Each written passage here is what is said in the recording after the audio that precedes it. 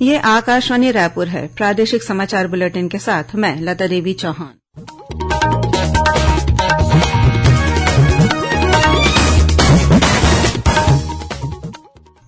और अब पेश है आज के मुख्य समाचार। केंद्रीय माध्यमिक शिक्षा बोर्ड सीबीएसई ने आज 10वीं और 12वीं परीक्षा के परिणाम घोषित किए। लोकसभा चुनाव के चौथे चरण के तहत 9 राज्यों और 1 केंद्र शासित प्रदेश के 96 निर्वाचन क्षेत्रों में आज मतदान हुआ।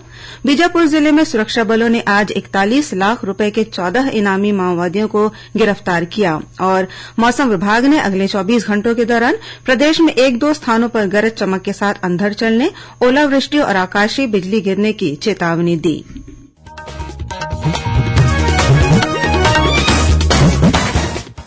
अब समाचार विस्तार से। केंद्रीय माध्यमिक शिक्षा बोर्ड सीबीएसई ने आज 10वीं और 12वीं परीक्षा के नतीजे घोषित कर दिए हैं। सीबीएसई ने एक बयान में कहा है कि 12वीं में कुल 87.98% छात्र परीक्षा में उत्तीर्ण हुए हैं। यह प्रतिशत पिछले वर्ष की तुलना में 0.65% अधिक है। 24,000 से अधिक परीक्षार्थियों ने 95% से अधिक अंक प्राप्त किए हैं और 1,16,000 से अधिक छात्रों ने 90% से अधिक अंक प्राप्त किए हैं। लड़कियों का उत्तीर्ण प्रतिशत लड़कों की तुलना में 6.40% अधिक है। वहीं 10वीं बोर्ड परीक्षा में विद्यार्थियों का कुल उत्तीर्ण प्रतिशत 93.60 रहा, जिसमें लड़कियों का उत्तीर्ण प्रतिशत 94.75 है, जबकि लड़कों का उत्तीर्ण प्रतिशत 92.71 है। परीक्षा परिणाम बोर्ड की www.cbseresult.nic.in के साथ साथ डिजी लॉकर और उमंग ऐप्स पर भी देखे जा सकते हैं। प्रधानमंत्री नरेंद्र मोदी ने केंद्रीय माध्यमिक शिक्षा बोर्ड सीबीएसई के उत्तीर्ण विद्यार्थियों को बधाई दी है। एक सोशल मीडिया पोस्ट में श्री मोदी ने कहा कि विद्यार्थियों के अथक परिश्रम और उपलब्धि पर उन्हें गर्व है। उन्होंने विद्यार्थियों की सफलता में परिवार और शिक्षकों के सहयोग के लिए उनकी सराहना की। वहीं मुख्यमंत्री विष्णुदेव साय ने भी सीबीएसई के 10वीं और 12वीं परीक्षा के उत्तीर्ण छात्र छात्राओं को शुभकामनाएं दी हैं। लोकसभा चुनाव के चौथे चरण में 9 राज्यों और 1 केंद्र शासित प्रदेश के 96 निर्वाचन क्षेत्रों में आज मतदान हुआ। इनमें आंध्र प्रदेश की 25 सीटें, तेलंगाना की 17, उत्तर प्रदेश की 13, महाराष्ट्र की 11, मध्य प्रदेश तथा पश्चिम बंगाल की 8-8, बिहार की 5 और झारखंड तथा ओडिशा की 4-4 सीटें शामिल हैं। केंद्र शासित प्रदेश जम्मू कश्मीर की 1 सीट के लिए भी आज वोट डाले गए। मतदान का समय सुबह 7 बजे से शाम 6 बजे तक निर्धारित था। बीजापुर जिले में सुरक्षा बलों ने आज 41 लाख रुपए के 14 इनामी माओवादियों को गिरफ्तार किया है। पुलिस अधीक्षक जितेंद्र यादव ने बताया कि डिस्ट्रिक्ट रिजर्व गार्ड डीआरजी और थाना गंगालूर की संयुक्त टीम गश्त पर मुतवेंडी पीडिया की ओर निकली थी। इसी दौरान मुतवेंडी के जंगल में विस्फोटक और माओवादी संगठन के प्रचार प्रसार की सामग्री के साथ 14 माओवादियों को गिरफ्तार किया गया। गिरफ्तार माओवादियों में 8-8 लाख रुपए के 2 इनामी माओवादी और 5-5 लाख रुपए के 3 इनामी माओवादी शामिल हैं। पुलिस अधीक्षक ने बताया कि पकड़े गए माओवादी मिलिट्री कंपनी नंबर 2 और गंगालूर एरिया कमेटी के अंतर्गत सक्रिय थे।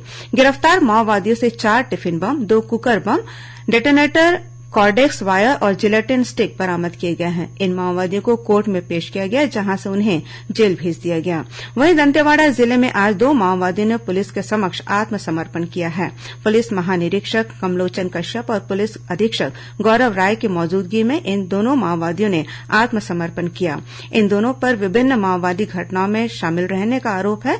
इन दोनों माओवादियों को राज्य सरकार की पुनर्वास योजना के तहत 25-25 हजार रूपये की प्रोत्साहन राशि दी जाएगी। पत्र सूचना कार्यालय द्वारा 3 नए आपराधिक कानूनों पर रायपुर के सिविल लाइन्स में कल 14 मई को वार्तालाप का आयोजन किया जाएगा। इस वार्तालाप में पुलिस अधिकारी, पत्रकार और विभिन्न सामाजिक संगठनों के लोग शामिल होंगे।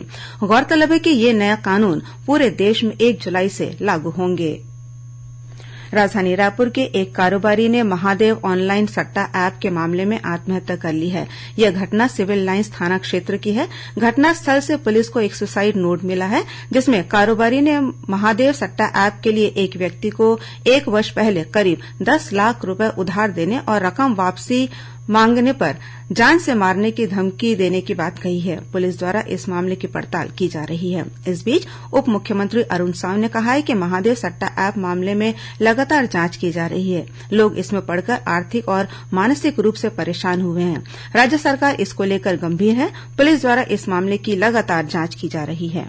प्रादेशिक समाचार आप आकाशवाणी रायपुर से सुन रहे हैं।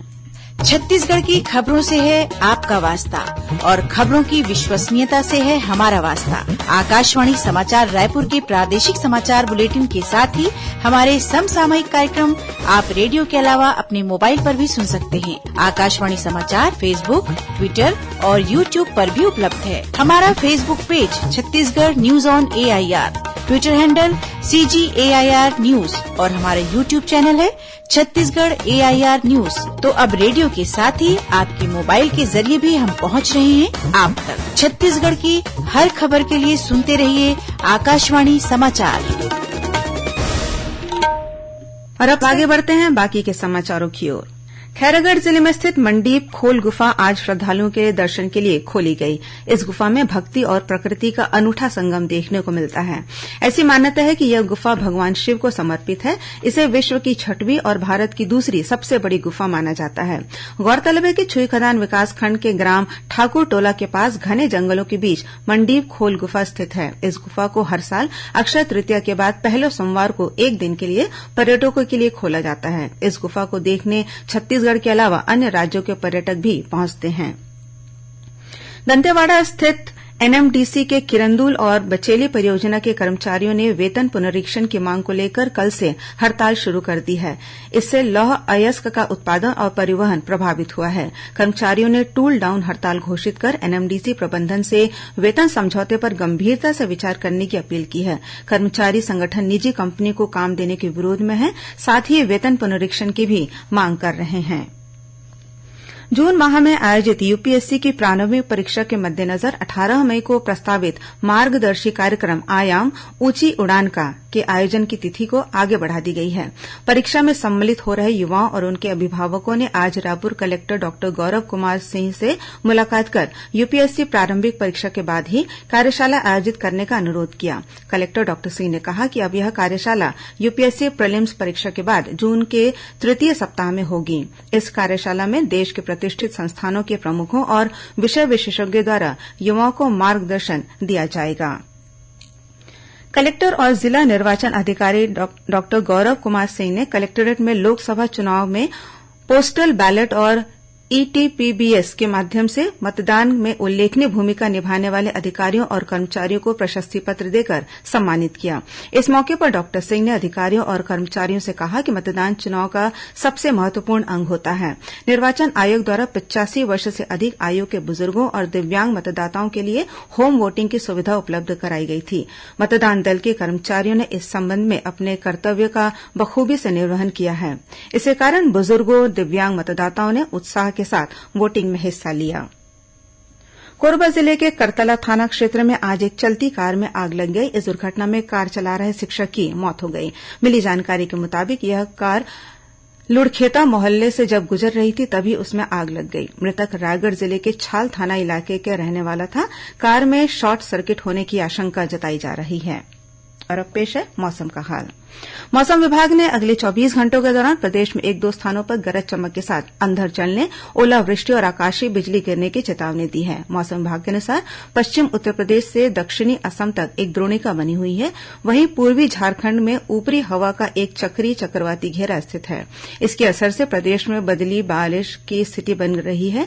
आज प्रदेश के कुछ स्थानों पर तेज हवा चलने और हल्की वर्षा होने अथवा छींटे पड़ने की संभावना है। वहीं प्रदेश के अधिकतम तापमान में थोड़ी गिरावट हुई है। राजनांदगांव जिले में आज हल्की बूंदाबांदी हुई। साथ ही दिन का तापमान 38 डिग्री सेल्सियस रिकॉर्ड किया गया। प्रदेश के कुछ संभागों में 1-2 स्थानों पर आज हल्की वर्षा हुई।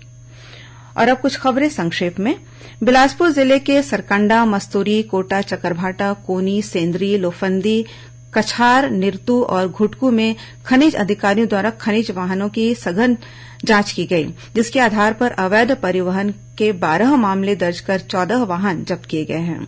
राजनांदगांव की कोतवाली पुलिस ने फर्जी दस्तावेज से रजिस्ट्री के बाद जमीन को बेचकर फरार 2 आरोपी को गिरफ्तार कर लिया है। इस मामले में 2 अन्य आरोपियों को पहले ही जेल भेजा जा चुका है।